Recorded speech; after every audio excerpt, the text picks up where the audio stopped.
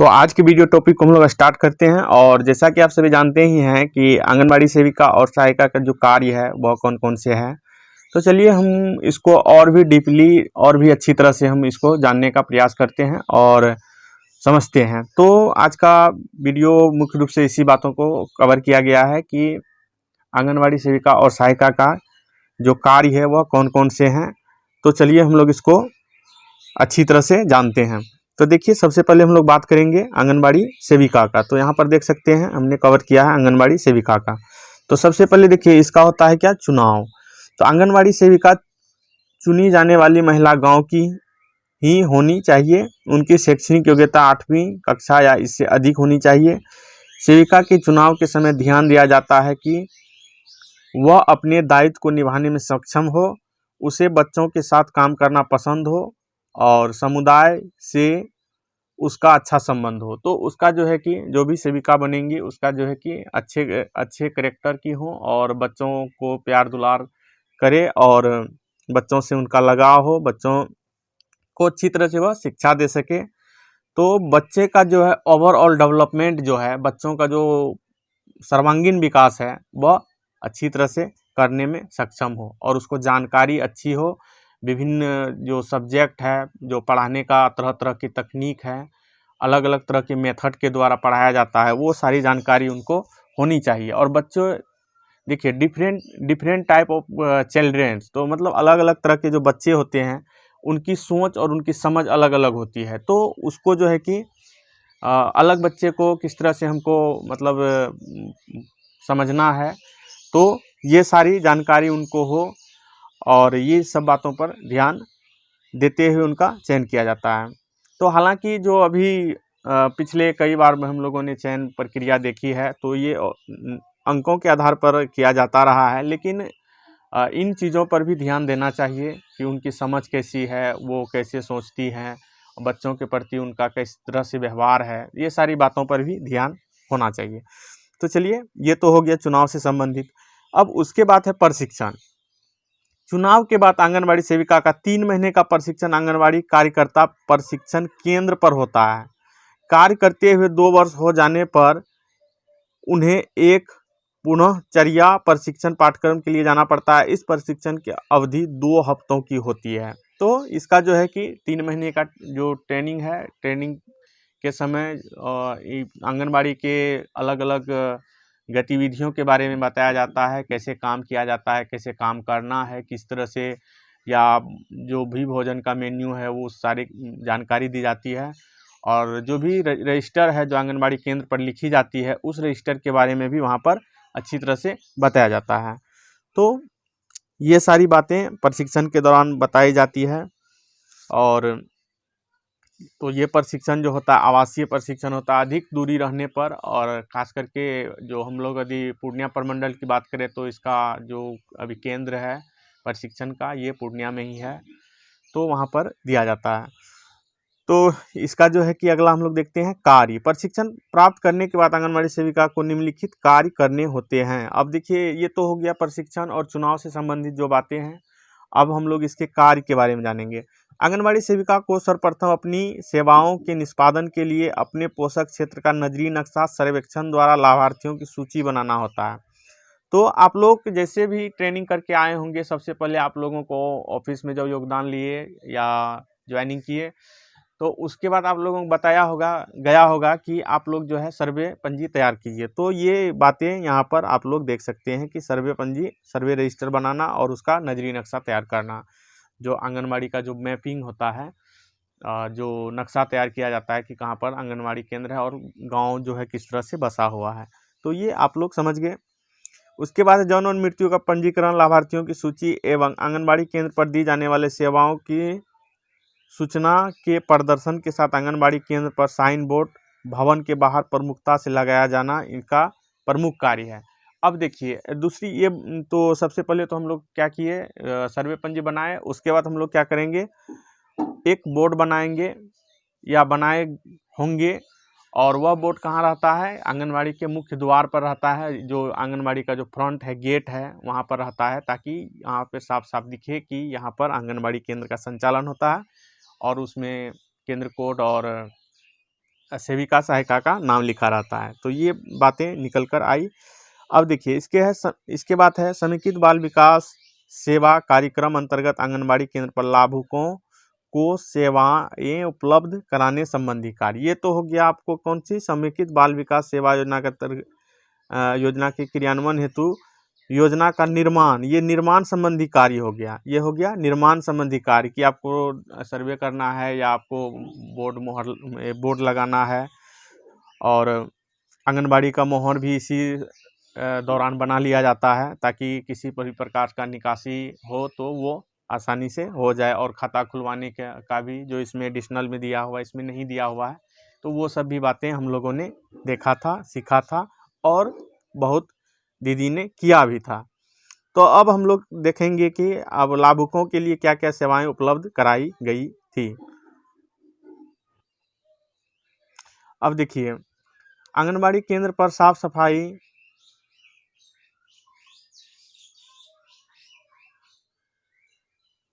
तो आंगनबाड़ी केंद्र पर साफ सफाई होना और प्रकाश से समुचित उपलब्धता सुनिश्चित करना, बच्चों को बैठने हेतु पर्याप्त स्थान की व्यवस्था करना, आंगनबाड़ी केंद्र नियमित रूप से खोलना एवं बंद करना इसका मुख्य कार्य है।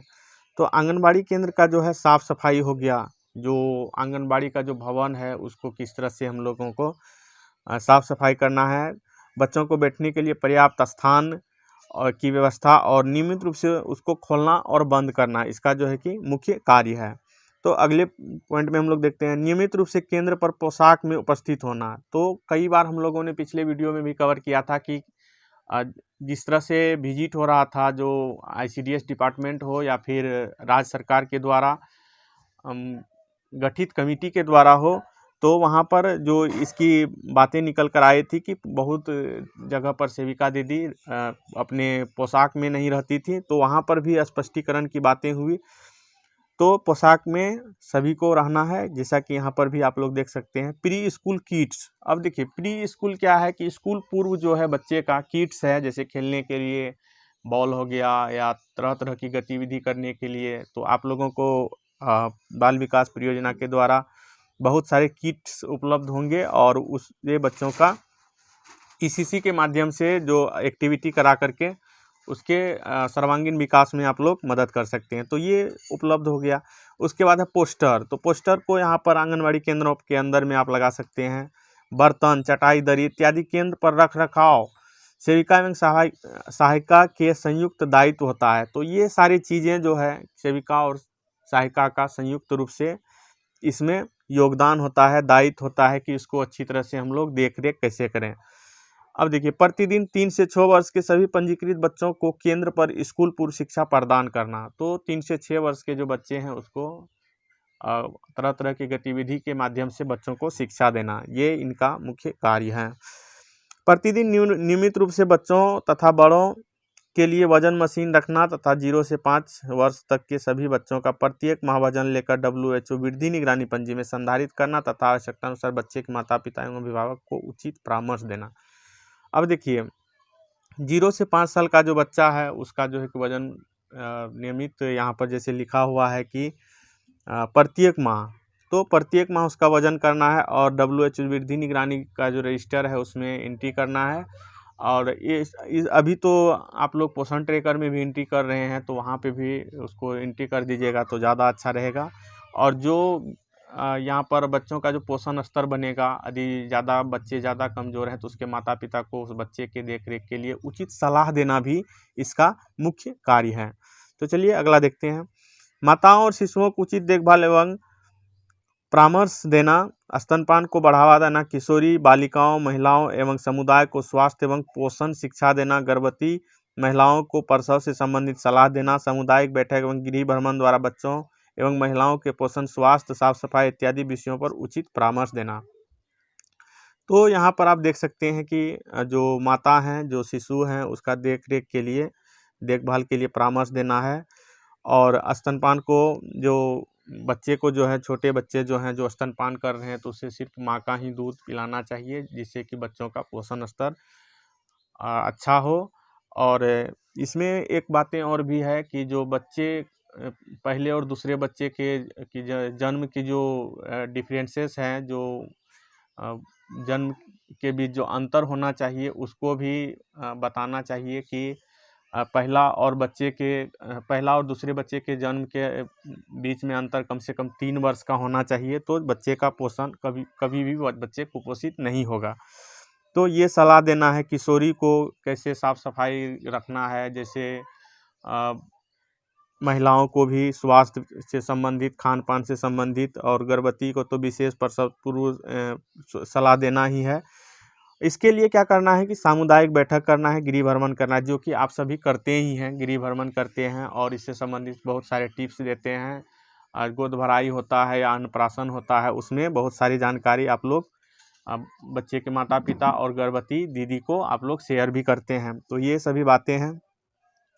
उसके बाद देखिए, बच्चों में विकलांगता का पता लगाना, प्रारंभिक चिकित्सीय देखरेख, अतिकुपोषित तथा बीमारी एवं लक्षण वाले बच्चों को, महिलाओं को निकटतम प्राथमिक केंद्र पर रेफर करने का कार्य, स्वास्थ्य जांच एवं वृद्धि निगरानी के दौरान जो बच्चे एवं महिलाएं बीमार और कुपोषित पाए जाते हैं उसे प्रारंभिक चिकित्सीय देखभाल के लिए निकटतम स्वास्थ्य केंद्र भेजना। तो यहाँ पर आप देखिए कि एक बातें निकल कर आई है कि जो भी बच्चा जो अति कुपोषित के श्रेणी में आता है, जिसका ग्रोथ नहीं हो रहा है, जो ओवरऑल डेवलपमेंट होना चाहिए, शारीरिक विकास होना चाहिए, वह नहीं हो पाता है, तो उसके लिए क्या करना है कि उसको रेफर करना है। मतलब कहाँ रेफर करना है, जो प्राथमिक स्वास्थ्य केंद्र है वहाँ पर भेजना है, ताकि उसको उसका देखरेख ऑब्जर्वेशन किया जा सके, उसका देखरेख किया जा सके, निगरानी किया जा सके और उससे उचित दवाई उपलब्ध कराया जा सके।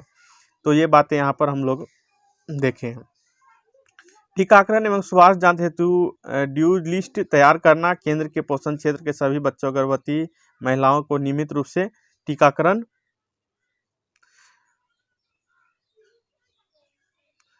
स्वास्थ्य जांच एवं टीकाकरण हेतु ग्राम स्वास्थ्य स्वच्छता एवं पोषण दिवस VHSND का आयोजन करना, पल्स पोलियो अभियान, किशोरी शक्ति योजना और किशोरी बालिकाओं के लिए राष्ट्रीय कार्यक्रम का क्रियान्वयन करना। तो यहाँ पर जो है ANM और आशा दीदी के साथ मिलकर के क्या करना है, जो भी टीकाकरण का ड्यू लिस्ट है उसको तैयार करना है और VHSND का दिवस यानी कि स्वच्छता एवं पोषण दिवस का आयोजन भी करना, और जो पल्स पोलियो टीकाकरण है उसका उसमें अपना योगदान देना, अपनी भूमिका निभाना, और किशोरी के लिए स्पेशली जो है राष्ट्रीय कार्यक्रम जो भी हो सबला के अंतर्गत, तो उसका भी आयोजन करना और उसे भी स्वास्थ्य से संबंधित सारी जानकारी उपलब्ध कराना। ये सारी काम किसका है, सेविका दीदी का। प्रतिदिन 3 से 6 वर्ष तक के सभी पंजीकृत बच्चों को केंद्र एवं स्कूल पूर्व शिक्षा प्रदान करना। तो ये भी उनकी अहम भूमिका है, ये अहम कार्य हैं जो उनको करने होते हैं। तो इतने इसमें से बहुत सारे कार्य जो हैं कि आप लोग कर ही रहे हैं, और ये सारे कार्य जो हैं सभी आंगनबाड़ी में होता है। और आप लोग इसमें कमेंट जरूर कीजिएगा कि इसमें से कितने कार्य आप लोगों के नज़र से छूटा हुआ है, मतलब और कौन कौन से अधिक गतिविधि हैं जो कि छूटा हुआ है, जो इसमें कवर नहीं किया गया है। तो चैनल पर पहली बार हैं तो लाइक सब्सक्राइब ज़रूर कीजिएगा, और अधिक से अधिक नॉलेजेबल ये चैनल है और आप लोगों के लिए काफ़ी इन्फॉर्मेटिव वीडियो यहाँ पर आता रहता है। तो चलिए, ये तो हो गया सेविका का कार्य। अब हम लोग देखेंगे सहायिका का कार्य। सहायिका का चुनाव यहाँ सबसे पहले देखते हैं। आंगनबाड़ी सहायिका चुनी जाने वाली महिला गाँव से होने चाहिए। सहायिका के लिए समुदाय की ऐसी स्त्रियों का चुनाव किया जा सकता है जो ज़रूरतमंद हो, जैसे कि एक विधवा हो या कोई ऐसी स्त्री जिसके पति छोड़ दिया हो, या फिर कोई बड़ी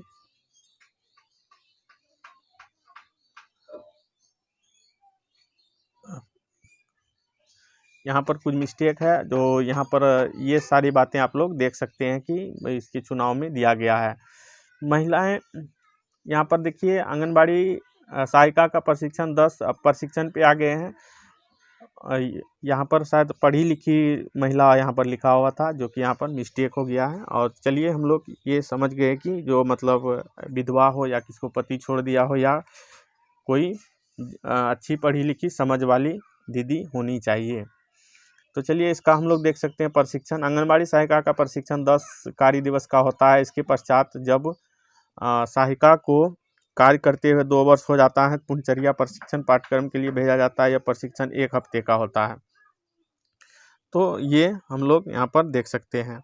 चलिए इसका आप कार्य देखते हैं। आंगनबाड़ी सेविका के देखरेख में आंगनबाड़ी केंद्र को खोलना और बंद करना।